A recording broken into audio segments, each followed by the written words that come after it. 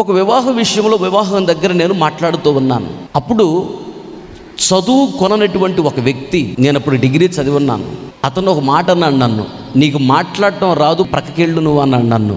కొంచెం వయసులో పెద్దోడు, చాలా బాధపడ్డాను. సరే అని చెప్పి ప్రక్కకెళ్ళాను, మౌనంగా ఉన్నాను. నిజమే, ఒకప్పుడు నాకు మాట్లాడటం రాదు, ఎవరితో ఎలా మాట్లాడాలో, ఎక్కడ ఎలా మాట్లాడాలో, ఎక్కడ ఎంత మాట్లాడాలో తెలియదు. ఎప్పుడైతే దేవుడు ఆయన మాటలు నా నోట ఉంచాడో ఆ మాటలు వినటానికి ఇదిగో ఈ విధంగా జనాలు కదిలి వస్తున్నారు. నా మాటలు వినటానికి కాదు, ఆయన మాటలు వినటానికి.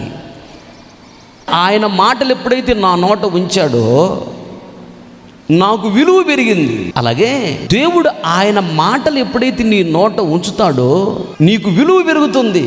నీ మాటలు వినటానికి అనేక మంది ఇష్టపడతారు, నీ మాటలు వినటానికి అనేక మంది ఎత్తుకు వస్తారు, నీ మాట కొరకు ఎదురు చూస్తారు. అలా దేవుడు ఆయన మాటలు నీ నోట ఉంచి నిన్ను వాడుకోవాలని, నిన్ను ఘనపరచాలని, నిన్ను ఆశీర్వదించాలని ఆయన ఆశపడుతున్నాడు.